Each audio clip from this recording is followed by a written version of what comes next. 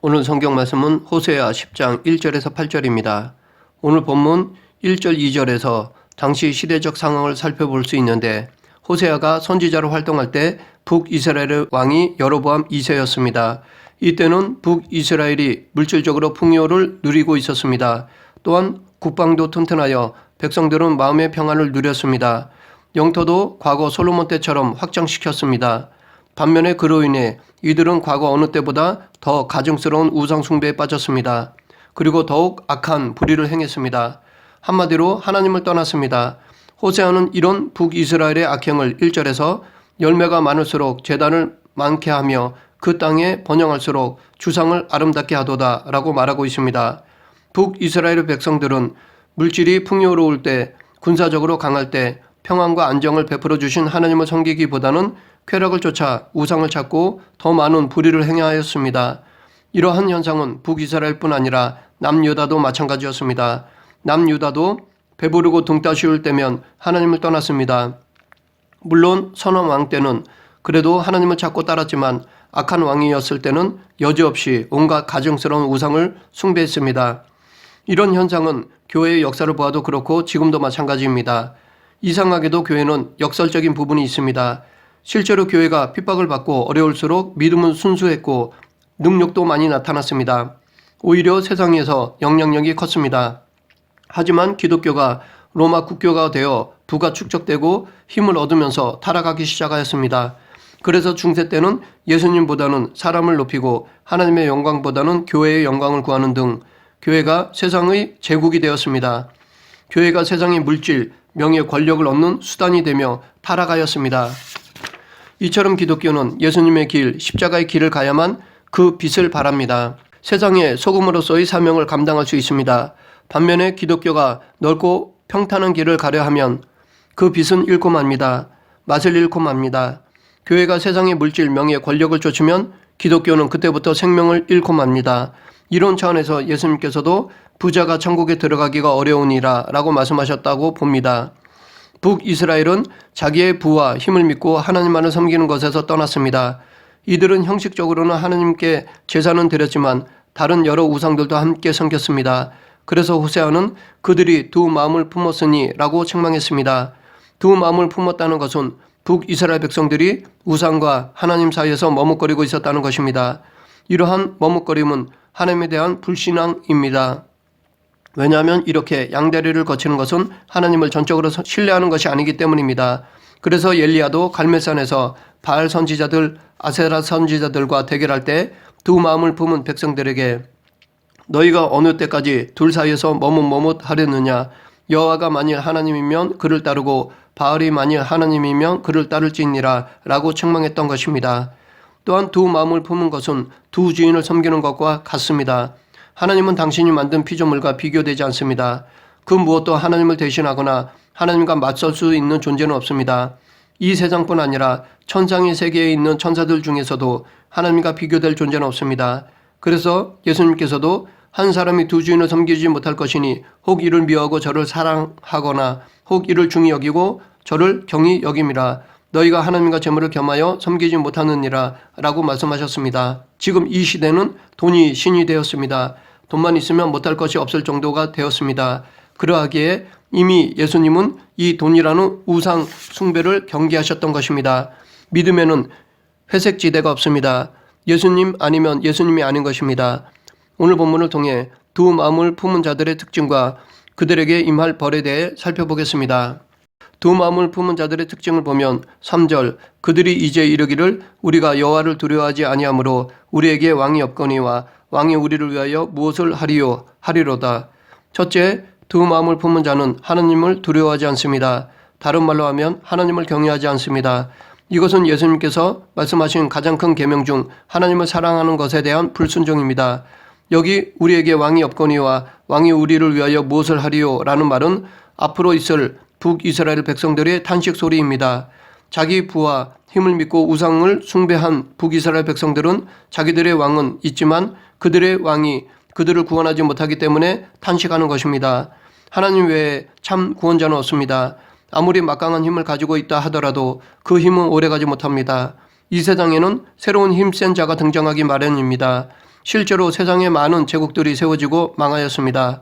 이 세상에서 영원히 강하여 어려움 속에서 구원할 자는 전능하신 하나님 뿐이십니다.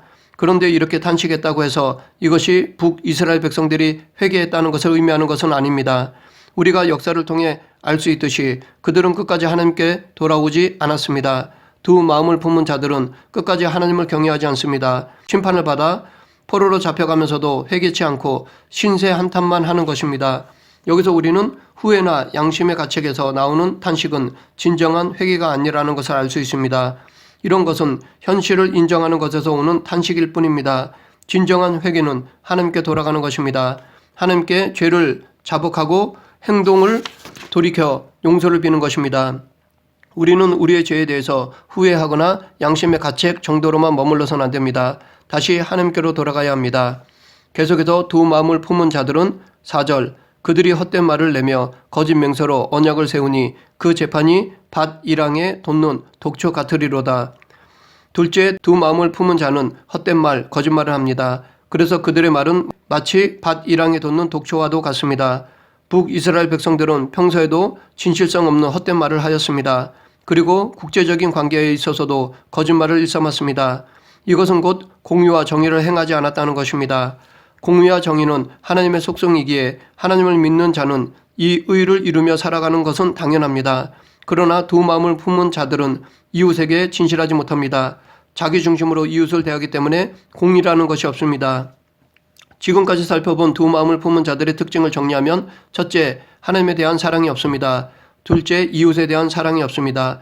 한마디로 그들의 삶에서 사랑이 결여되어 있습니다. 이렇게 두 마음을 품은 자는 율법의 가장 큰 계명을 어기는 것입니다. 율법 중에 어느 계명이 크니까?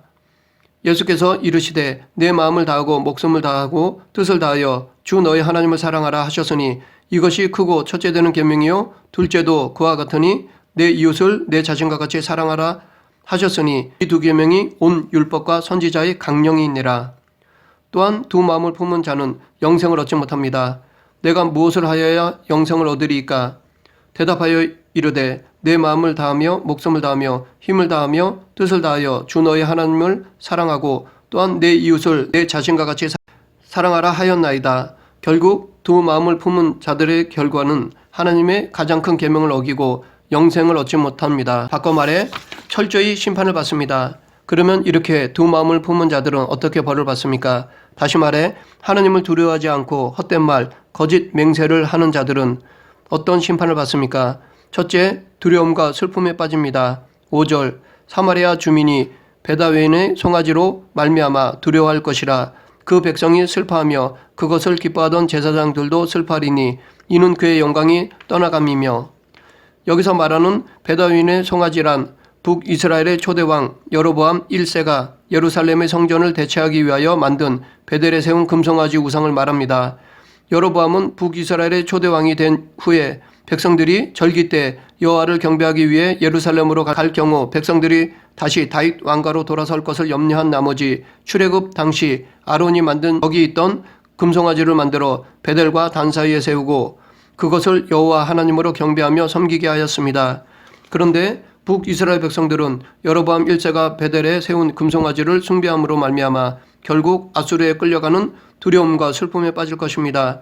특히 제사장들은 우상 숭배로 그동안 축적해왔던 부와 명예와 권력을 포로로 잡혀갈 때 모두 잃어버리기 때문에 다른 사람들보다 더 깊은 슬픔에 빠질 것입니다. 정작 이들이 소유했던 물질, 명예, 권력은 그들을 포로로 잡혀가지 않도록 지켜주지 못했습니다. 하나님의 심판을 피할 수 있도록 도와주지 못했습니다.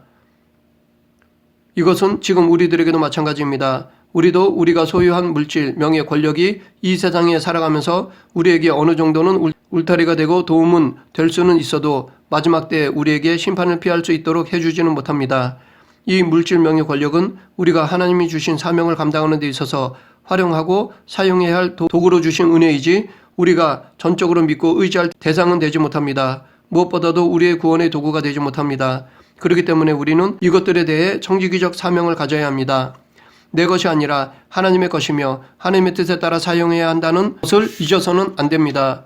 둘째, 두 마음을 품은 자들은 수치를 당합니다. 6절 그 송아지는 아수르로 옮겨다가 예물로 야렙 왕에게 드리리니 에브라임은 수치를 받을 것이요 이스라엘은 자기들의 계책을 부끄러워할 것이며 고대 근동에서 벌어졌던 전쟁은 각 나라에서 섬기는 수호신들의 전쟁으로 간주되었으며 승리한 나라는 자기 나라의 신이 더 강하다는 사실을 입증하기 위해 패전국의 신 혹은 그 신과 관련된 것들을 끌어다가 자신들의 신전에 두었습니다. 이러한 사실은 사사시대 말기 때 블레셋이 이스라엘과 전쟁에서 이겨 이스라엘의 언약궤를 가져다가 그들이 섬기는 다곤 신전에 두었던 것을 통해서도 확인할 수 있습니다. 그런데 두 마음을 품은 북이스라엘 백성들이 더 수치를 당하는데 그 이유는 그들이 신이라고 믿던 금송아지를 오히려 아수르에게 조공으로 바치기 때문입니다. 즉 그들을 지키고 도와주어야 할 금송아지가 오히려 스스로 무기력하게 포로가 되기 때문입니다. 여기서 알 수 있듯이 우상은 무능력합니다. 인간의 손에 의해 만들어진 우상은 그 백성이 위기에 처했을 때 아무런 힘도 되지 못할 뿐만 아니라 그 자신도 구원하지 못하는 허무한 존재에 불과합니다. 또 여기서 이스라엘은 자기들의 계획을 부끄러워할 것이며 라고 말하고 있는데 여로보암 1세는 유다와 베냐민을 제외한 10지파로 북이스라엘을 건국하였습니다. 그런데 여로보암 1세는 북이스라엘의 백성들이 예루살렘 성전에 가서 제사를 드리려고 올라가면 백성들의 마음이 유다로 돌이킬 것 같아서 그것을 방지하고자 베델과 단에 금송아지를 세우고 섬기도록 하였습니다. 이러한 여로보암 1세의 정책은 세상적으로 보면 뛰어난 생각이라 할 수 있습니다. 세상의 정치술로는 지혜로운 처세술이라 할 수 있습니다. 하지만 하나님 보시기에는 악한 것이었습니다. 하나님께 죄를 짓는 것이었습니다. 그래서 모든 행사를 주관하시는 하나님께서 그의 계책을 폐하셨습니다. 세상적인 지혜를 꺾으시고 오히려 부끄럽게 하셨습니다. 이것은 곧 인간이 아무리 뛰어난 지혜를 발휘하여 계책을 세웠더라도 하나님을 대적하면 결국 헛되고 만다는 것입니다. 셋째, 두 마음을 품는 자들은 멸망합니다. 7절, 사마리아 왕은 물 위에 있는 거품같이 멸망할 것이며 여기서 이스라엘의 멸망과 그들의 우상의 멸망뿐 아니라 이스라엘 왕까지 멸망할 것을 물거품으로 비유하고 있습니다. 이렇게 이들을 물거품으로 비유한 이유는 물거품은 오래가지 못하기 때문입니다. 작은 충격에도 곧 터져 사라지고 맙니다. 심판때가 되면 권좌에 올라 만인을 호령하는 왕조차도 무기력하고 허망하게 죽을 것이며 비록 지금 북이스라엘이 아무리 강하고 부해도 하나님을 의지하지 않으면 물거품처럼 사라지고 말 것이라는 것입니다. 북이스라엘뿐 아니라 이 세상의 모든 존재는 물거품처럼 오래가지 못합니다. 시간이 지나면 그 어떤 것도 변하지 않거나 사라지지 않는 것은 없습니다. 셋째, 두 마음을 품는 자들은 고통을 받습니다. 8절, 이스라엘의 죄 곧 아웬의 산당은 파괴되어 가시와 찔레가 그 제단 위에 날 것이니 그때에 그들이 산더러 우리를 가리라 할 것이요 작은 산더러 우리 위에 무너지라 하리라. 북이스라엘 백성들이 믿고 의지하던 베델의 금송아지는 그들을 지키기는커녕 오히려 파괴되고 말 것입니다. 북이스라엘에 화려했던 모든 건물들은 철저히 파괴될 것입니다. 가시와 찔레가 날 정도로 황폐해질 것입니다. 우리가 여기서 알아야 할 사실은 죄의 자리에는 궁극적으로 이렇게 가시와 찔레가 나게 된다는 것입니다. 아담과 하와가 타락하여 하나님의 금령을 어기고 죄를 범하였을 때 그들의 삶의 터전에는 이전에 없던 가시와 찔레가 났습니다. 이 가시와 찔레는 각종 인생의 질고를 상징하는데 인간이 죄를 범하는 자리에 발생하는 모든 고통스러운 결과물들을 상징합니다. 이렇게 죄의 자리에는 반드시 가시와 찔레가 나며 사람을 고통의 자리로 몰고 갑니다.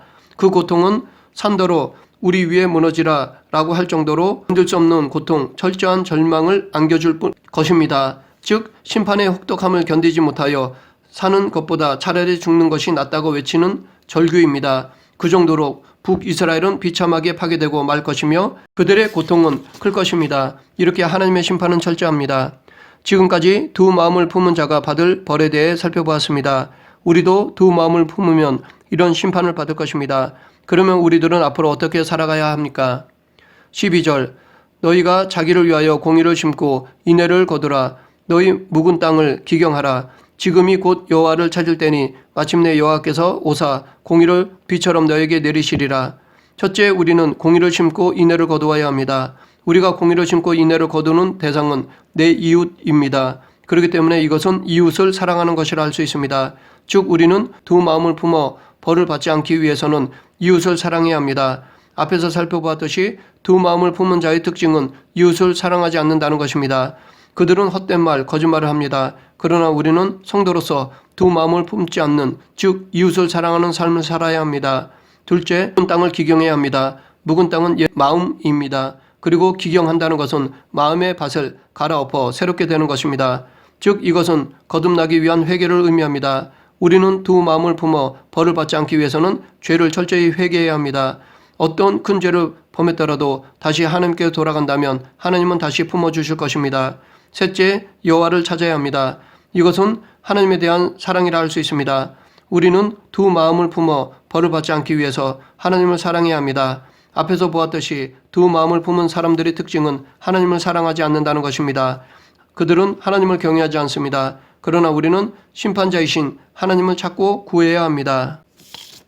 그런데 여호와를 찾는 데에는 때가 있습니다. 이 말은 곧 하나님은 마냥 참아주시지 않는다는 것입니다. 하나님은 당신이 정해놓으신 선까지는 참아주시지만 그 선을 넘어가면 여지없이 심판하십니다. 그렇기 때문에 하나님이 베풀어 주시는 용서의 기회를 놓쳐서는 안 됩니다. 이 용서를 받을 수 있을 때는 바로 지금입니다. 우리에게도 바로 지금 회개해야 하고 믿어야 하고 순종해야 합니다. 앞으로 할 것이 아니라 지금 해야 합니다. 이렇게 공의를 심고 인애를 거두고 묵은 땅을 기경하고 여호와를 찾으면 여호와께서 오사 공의를 비처럼 너에게 내리시리라. 하나님께서 공의를 베풀어 주십니다. 당신의 언약에 근거해서 한량없는 은혜를 베풀어 주십니다. 우리 모두 이 사랑과 은혜를 누리는 성도가 되어야 할 것입니다. 말씀을 정리하겠습니다. 두 마음을 품은 자는 하나님을 두려워하지 않습니다. 하나님을 경외하지 않습니다. 헛된 말, 거짓말을 합니다. 그들의 말은 독초와 같습니다. 다시 말해 하나님을 사랑하지 않고 이웃을 사랑하지 않습니다. 그래서 두 마음을 품은 자들은 두려움과 슬픔에 빠집니다. 수치를 당합니다. 멸망합니다. 파괴됩니다. 그렇기 때문에 우리가 두 마음을 품지 않으려면 공의를 심고 인애를 거두어야 합니다. 이웃을 사랑해야 합니다. 묵은 땅을 기경해야 합니다. 죄를 회개해야 합니다. 하나님을 찾아야 합니다. 하나님을 사랑해야 합니다. 우리 모두 두 마음을 버리고 오직 예수 그리스도만을 섬겨 하나님을 사랑하고 이웃을 사랑하는 저와 여러분이 되길 간절히 축원합니다. 기도하겠습니다. 공의로우신 하나님 아버지, 많은 유혹 속에서도 오직 예수 그리스도만 섬기고 쫓아가는 성도가 되게 하여 주시옵소서. 두 마음을 품지 않고 오직 예수님을 마음에 품고 사는 성도가 되게 하여 주시옵소서. 예수님 이름으로 기도드립니다. 아멘.